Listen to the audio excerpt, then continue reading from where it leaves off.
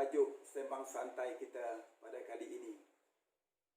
Bagaimana kita alami sekarang ini, kita masih lagi berada dalam belenggu COVID-19 dan dalam keadaan sukar ini ada yang kehilangan pekerjaan, susah mencari rezeki, hilang nafkah pendapatan untuk keluarga dan sebagainya.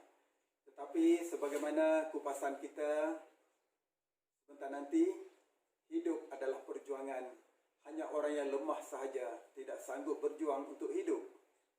Saudara, dunia terbentang luas. Kenapa kita memejam mata? InsyaAllah dengan kesabaran, ketekunan, kita berdoa, berusaha, bertawakal kepada Allah SWT. InsyaAllah akan ada jalan di mana-mana untuk kita mencari rezeki, untuk kita terus menghadapi kehidupan dengan penuh semangat, dengan penuh swadaya. Dan saudara, bercakap tentang perjuangan untuk hidup ini, bukan sahaja manusia yang berjuang. Binatang, tumbuh-tumbuhan juga berjuang untuk kelangsungan hidup. Umpamanya kita lihat, pokok di dalam hutan, berlumba antara satu sama lain untuk mendapatkan cahaya matahari. Tetapi yang bagusnya, walaupun mereka bersaing, tetapi mereka berharmoni hingga dapat membentuk persekitaran ataupun pemandangan yang cantik dan menjadi kawasan tahan hujan, menghasilkan iklim yang sejuk untuk kita. Kalau kita lihat tumbuh-tumbuhan saudara, kalau jauh dari sumber air, akarnya akan menjalar panjang untuk mencari sumber air. Dan kalau anak pokok kita cantas, tidak mudah mati begitu sahaja. Sebaliknya, tunas baru akan tumbuh. Begitulah saudara, dalam kehidupan ini, kita jangan mudah mengalah. Sentiasa yakin dengan rahmat Allah Subhanahu Wa Taala. Kita tidak mahu menjadi sebagaimana pokok bunga dalam pasu. Ya, pokok bunga dalam pasu perlu disirami, perlu dibajai, dimanja setiap masa. Kalau kita tak siram, kita tak baja, pokok akan layu, kurang berbunga dan mungkin akan terus mati. Jadi kita jadi sebagaimana pokok dalam hutan, bersemangat, teguh, akar mendasari bumi, insya-Allah. Dan saudara, kalau kita dalam kehidupan inilah, ya, dalam kita berjuang untuk kehidupan ini, kita tidak maulah menjadi sebagaimana lilin yang membakar diri untuk menerangi orang lain. Tidak kiralah sama ada kita mencari rezeki untuk keluarga ataupun dalam kerja-kerja sukarela yang kita lakukan, jangan menjadi seperti lilin membakar diri. Sebaliknya, kita jadi sebagaimana matahari, bernyala-nyala saban hari, namun dirinya tidak terbakar. Jadi mudah-mudahan kita memandang jauh ke hadapan dan jangan biar diri kita terjelepuk di bawah. Kalau jatuh, kita bangun semua, kuat menguatkan antara satu sama lain, insya-Allah. Dan saudara, kalau tumbuh-tumbuhan, binatang berjuang untuk hidup, kita sebagai manusia bukan sahaja berjuang ataupun bekerja demi kelangsungan kehidupan kita, tetapi ada amanah, tanggungjawab yang terpikul dan perlu kita tunaikan. Dan inilah yang membezakan antara kita dengan hidupan yang lain, amanah dan tanggungjawab. Kalau kita lihat, ya, kadang-kadang terutamanya golongan remaja, kita selalu melihat sudut yang negatif sahaja. Umpamanya kalau kain putih, kalau kita lihat ada bintik-bintik hitam di kain putih berkenaan, kalau kita fokus kepada bintik-bintik hitam itu saja, tentulah yang buruk, hanya yang buruk yang kita lihat. Tetapi kalau kita fokus kepada keseluruhan kain putih, tentulah keindahan dan dapat kita corakkan dengan lebih elok lagi, insya-Allah. Jadi dalam kehidupan ini mudah-mudahan kita sentiasa menjalani kehidupan dengan penuh keyakinan, tidak mudah menjatuhkan hukuman, bukan saja untuk orang lain, malah untuk diri kita sendiri juga. Kerana semua orang ada potensi dalam hidup ini.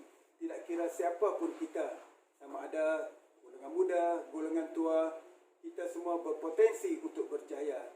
Kalau ada orang yang berani mengatakan kita tidak boleh berjaya, siapakah orangnya? Kita menghadap cermin, kita lihat cermin. Orang yang dalam cermin itulah sebenarnya yang mengatakan kita tidak boleh berjaya. Maknanya diri kita sendiri. Sebab itu, jangan mudah terpedaya. Yakin dengan diri, berdoa kepada Allah, bertawakal. Dari masa ke semasa, insya-Allah ada jalan ke kejayaan sebenar yang kita buru, yang kita dambakan? Adakah dengan bekerja bersungguh-sungguh, jawatan yang besar, mendapat rezeki yang melimpah ruah, mempunyai kenderaan, rumah yang hebat, yang mewah, adakah itu kejayaan? Apa guna kalau kita memiliki harta benda yang banyak tetapi tak boleh lena malam memikirkan pelbagai masalah yang menghantui diri? Jadi itu bukan kejayaan yang kita dambakan. Biarpun kita mendapat barangkali seadanya, tetapi keberkatanlah yang paling utama.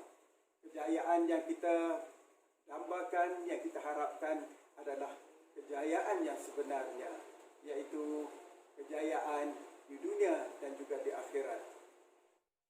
Apalah guna kita mempunyai harta yang banyak, kenderaan yang besar, rumah yang besar, harta yang melimpah ruah, tetapi malam tidur tak lena kerana memikirkan berbagai masalah. Jadi yang penting dalam kehidupan kita, saudara, kita nak keberkatan. Sama ada sikit atau banyak, yang berkat tu yang kita nak, yang kita cari. Jadi mudah-mudahan insya-Allah kita berjuang, berusaha bersungguh-sungguh mencari rezeki halal, dan mencari rezeki juga merupakan ibadah di sisi Allah Subhanahu Wa Taala.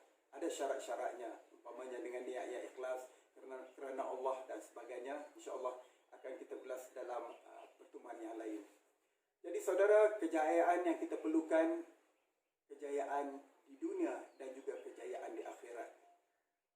Apalah guna kita berjaya di dunia, sebagaimana saya katakan tadi, kehidupan yang berprestij dan sebagainya, tetapi tak solat, gagal seluruh kehidupan. Jadi kita nak kehidupan kita berjaya di dunia, berjaya di akhirat. Berjaya di dunia, mempunyai harta yang banyak, ilmu pengetahuan yang tinggi, dalam masa yang sama kita patuh tunduk dengan perintah Allah Subhanahu Wa Taala.